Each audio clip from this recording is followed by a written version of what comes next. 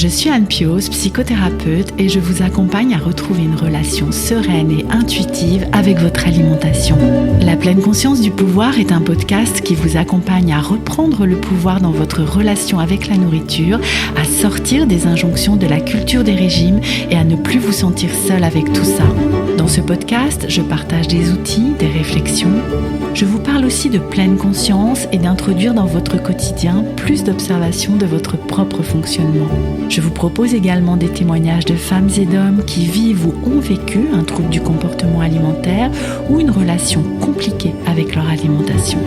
Leurs témoignages vous permettront, je l'espère, de réaliser que nous sommes nombreux à nous retrouver pris au piège de cette relation toxique. Je vous laisse avec l'épisode du jour. Bienvenue dans l'épisode 56 du podcast La pleine conscience du pouvoir. Aujourd'hui, j'ai envie que nous creusions un peu plus le 8e principe de la thérapie d'alimentation intuitive qui nous propose de respecter notre corps. Avant tout, il est important de vous rappeler que cette démarche est un tout. Je vais vous parler de ce principe 8, tout comme j'ai abordé dans l'épisode 52 le 3e principe qui propose de vous donner la permission inconditionnelle de manger. Mais il ne faut jamais oublier que ce processus est un tout. Je vous renvoie donc, avant de poursuivre votre écoute, à l'épisode 47, dans lequel je vous ai résumé la démarche en bref, en vous proposant de détailler certains principes avec des épisodes dédiés. Nous y voici donc aujourd'hui pour celui qui nous parle de la relation au corps. Vaste sujet, n'est-ce pas ? D'autant plus que depuis quelques semaines, je vous propose une nouvelle expérience de 5 jours, un mini-programme qui s'appelle Mon corps, ce héros et dont vous trouverez le lien pour vous y inscrire dans les notes de cet épisode. Respecter son corps. J'ai tout d'abord envie que vous vous demandiez ce que cela évoque pour vous. Respecter votre corps, cela voudrait dire quoi ? Quelles actions imagineriez-vous faire dans cette intention de respecter votre corps ? Et puis, qu'est-ce que votre corps vous évoque aujourd'hui ? Dans quel sentiment êtes-vous à son propos ? Que vous dites-vous ? Que ressentez-vous ? Il y a quelques semaines, je vous avais demandé sur Instagram de quelle façon vous voyez aujourd'hui votre corps et vous m'avez dit comme une deuxième personne avec votre esprit d'un côté et lui d'un autre, pas vraiment vous en fait. Un colocataire, un sujet de honte, une entité détestée, toujours trop ceci ou trop cela, un sujet de douleur physique ou psychique, avec donc une vision vraiment difficile. Et il me semble que beaucoup d'entre nous peuvent le voir comme une part de soi qui ne veut pas se plier, qui ne veut pas changer, être comme nous souhaiterions qu'il soit. Peut-être avez-vous également beaucoup d'attentes sur ce qu'il devrait faire ou devenir. Et souvent, vous le voyez comme une part de vous qui n'est pas vraiment vous. Vous voyez ce que je veux dire ? Ou en tout cas, comme une part de vous mal aimée. Le principe 8 de la démarche d'alimentation intuitive vous propose de changer ce regard, non pas parce que cela semble utopique, pour l'aimer inconditionnellement ou le voir comme votre meilleur ami ou que sais-je. Cela dit, si c'est quelque chose que vous vivez ou qui vous semble accessible, super, mais pour beaucoup de personnes que j'accompagne, cela semble impossible et de ce fait, elles se sentent découragées à l'avance lorsqu'on leur propose cet objectif. Alors, que nous disent exactement les créatrices de la démarche, Evelyne Tribol et Élise Reich ? Elles nous écrivent « Acceptez votre code génétique. Une personne chaussant du 38 ne s'attendrait pas de façon réaliste à rentrer dans du 36. Et il est tout aussi irréaliste et néfaste d'avoir ce type d'attente envers votre corps. Mais surtout, il est important de respecter son corps afin de se sentir mieux dans sa peau. Il est difficile de rejeter la mentalité de régime si vous avez des attentes irréalistes et critiquez votre corps. Tout corps mérite d'être traité dignement. Nous travaillons donc sur plusieurs axes avec ce principe 8. Et pour commencer, acceptez votre code génétique. Nous sommes venus au monde avec des particularités que nous ne pouvons pas contrôler. L'exemple de la pointure est bien choisi parce que je pense que ça viendra à l'idée de personne de vouloir modifier la taille de ses pieds. Bon, je ne vous parle pas ici de l'enfer des pieds bandés en Chine. Vous allez me dire qu'il y a toujours des contre-exemples, mais il me semble que c'est tout de même bien plus rare que de vouloir modifier intentionnellement sa silhouette. Et c'est la même chose pour la couleur de nos yeux ou bien pour notre taille. Si mon code génétique a prévu que je mesure 1,66 m, eh bien, c'est la taille que je vais faire et je ne peux pas la changer. Je vais peut-être rapetisser un peu au moment de ma vieillesse, perdre quelques centimètres, mais voilà, depuis que je suis adulte, cette taille, elle est d'1,66 m et j'ai pas à discuter de ça. C'est par contre bien plus difficile à admettre que nous ne pouvons pas choisir le poids que nous allons peser à l'âge adulte ou la forme de notre silhouette. Si nous laissons faire les choses sans interférer, et c'est là que généralement les ennuis commencent, nous allons à l'âge adulte peser un poids qui fluctue naturellement au cours de notre vie et il n'y a rien de plus à ajouter. Sauf que la culture des régimes et de la minceur nous a mis en tête qu'il serait bon pour toutes et tous d'avoir un corps mince. Ce qui est culturellement considéré comme valable en Occident à cette époque de notre histoire, car si nous regardons d'autres cultures, ce seront d'autres types de corps qui seront glorifiés. Et si nous regardons l'histoire avec un grand H, la seule autre époque où le corps mince était considéré comme beau et en bonne santé, c'était la période de l'Antiquité. Mis à part cette lointaine période et celle plus contemporaine, environ depuis les années 50-60, c'était plutôt les corps gros qui étaient considérés comme en bonne santé, signe de richesse, de prospérité et donc qui étaient enviés, parce qu'il n'y avait pas l'opulence alimentaire que nous vivons aujourd'hui. Si nous prenons un peu de recul, mais je sais que c'est difficile, parce que rejeter la mentalité de régime demande une attention de chaque instant ou presque dans une société grossophobe, nous nous rendons compte du ridicule de la chose et nous nous apercevons que nous sommes piégés dans une représentation du corps totalement construite au niveau sociétal, qui nie complètement cet aspect génétique et non modifiable de notre silhouette.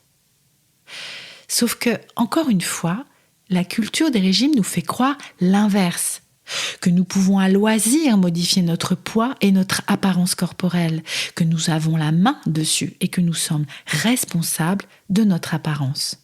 Je ne reviendrai pas ici de ce que j'ai développé dans les épisodes 33 et 35 sur le sujet du poids, mais n'oubliez pas que beaucoup plus de facteurs que ce qui est généralement énoncé influencent notre poids et que la plupart d'entre eux ne dépendent pas de notre volonté. Travaillez à accepter votre silhouette telle qu'elle a été prévue par la génétique, tout comme votre pointure, est un défi. Et c'est en travaillant sur le principe 1 de l'approche, donc rejeter la culture des régimes, que vous allez, entre autres, y parvenir. Et en faisant le deuil de cette croyance, en accueillant la déception, en prenant soin de vous, en observant vos pensées et en travaillant sur vos croyances. L'axe suivant, dans la description du principe 8 par les créatrices de la démarche, parle de respecter votre corps. Ce respect pourrait commencer par lui rendre l'hommage qu'il mérite pour tout ce qu'il accomplit au quotidien, les plus petites comme les plus grandes choses. Respirer, digérer, vous permettre de vous déplacer, de porter quelque chose, de sentir l'air sur votre peau, de ressentir des émotions agréables ou désagréables, de vous informer de votre soif, de votre besoin de vous aérer ou de votre besoin de mouvement, chanter, danser, crier. Et aussi ces plus grandes choses comme combattre un virus ou une maladie, réagir rapidement en cas de danger, mettre au monde un enfant après l'avoir fabriqué. Plusieurs des personnes qui ont témoigné sur ce podcast ont partagé cette prise de conscience de l'extraordinaire des fonctions de leur corps, par exemple en vivant la naissance d'un enfant.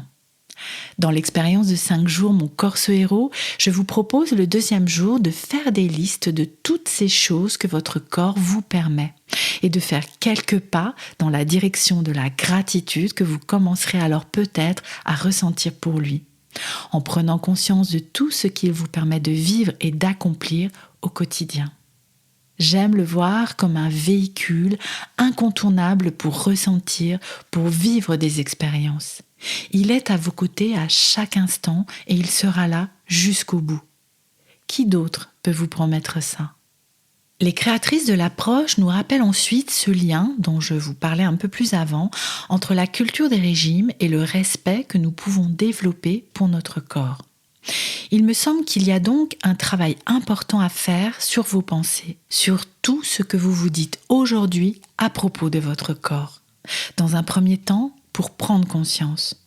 Toujours dans l'expérience Mon corps ce héros, je vous propose de faire ce travail à l'écrit pour voir noir sur blanc quelles sont vos actuelles pensées et de réaliser ainsi dans quel état émotionnel cela vous met de penser de cette façon. Pas pour vous blâmer ou quoi que ce soit de ce style. C'est un constat et il me semble important de le faire pour partir de quelque part dans ce travail. Ensuite, cela peut être intéressant de regarder ces pensées au travers du prisme de la culture des régimes et de la grossophobie. Si par exemple vous trouvez votre ventre trop gros, trop mou ou trop je ne sais quoi, c'est forcément en comparaison avec quelque chose. Et ce quelque chose, il y a fort à parier qu'il provienne de la culture de la minceur, non ? Travailler sur votre grossophobie va également passer par changer vos représentations du corps considérées comme beau ou même comme valable ou en bonne santé. Cela peut commencer par changer votre environnement visuel.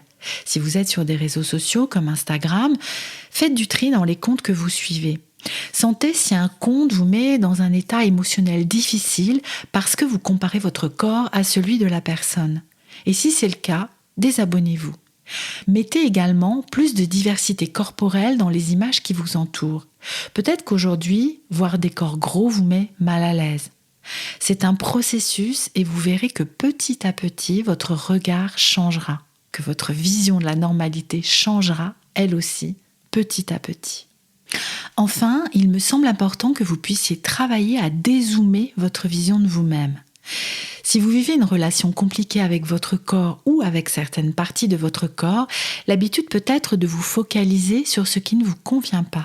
Le 4e jour de l'expérience Mon corps ce héros, je vous propose de vous voir bien plus largement que cela. De travailler sur votre estime de vous au travers de vos habiletés, de vos qualités et de vos valeurs afin de renforcer, de remuscler cette estime de vous. Et avant de nous quitter aujourd'hui, je voulais aussi vous rappeler qu'un corps respecté est un corps suffisamment nourri, qui voit ses besoins nutritionnels remplis, qui ne se demande pas, si, votre corps peut se demander des trucs, je vous assure, qui ne se demande pas donc s'il ne va pas être de nouveau affamé. Et ça, c'est avec le principe 2 de la démarche « Honorez votre faim » que vous allez le travailler. La thérapie d'alimentation intuitive est un tout, un puzzle composé de 10 pièces qui forment ce tout. Je vous le disais au début de cet épisode et je vous le rappelle de nouveau ici. Travailler une relation plus apaisée avec votre corps est possible, c'est un cheminement. Cela ne se fera pas en un jour, ni même en 5, même si l'expérience que je vous propose dure 5 jours. C'est un travail de fourmi sur vos pensées, vos sensations, vos émotions qui est, je vous assure, passionnant, même s'il est exigeant. Mon intention avec cet épisode et avec le podcast en général, c'est de vous accompagner de quelques pas. Je serais ravie d'avoir vos retours sur cet épisode et n'hésitez pas à me dire quel autre principe de la démarche d'alimentation intuitive vous souhaiteriez que nous creusions un peu plus ensemble. Et si l'aventure du programme Mon corps ce héros vous tente, je vous y retrouve très vite. Le lien pour vous y inscrire est dans la description de cet épisode. Prenez soin de vous et à très bientôt pour un prochain épisode de la pleine conscience du pouvoir.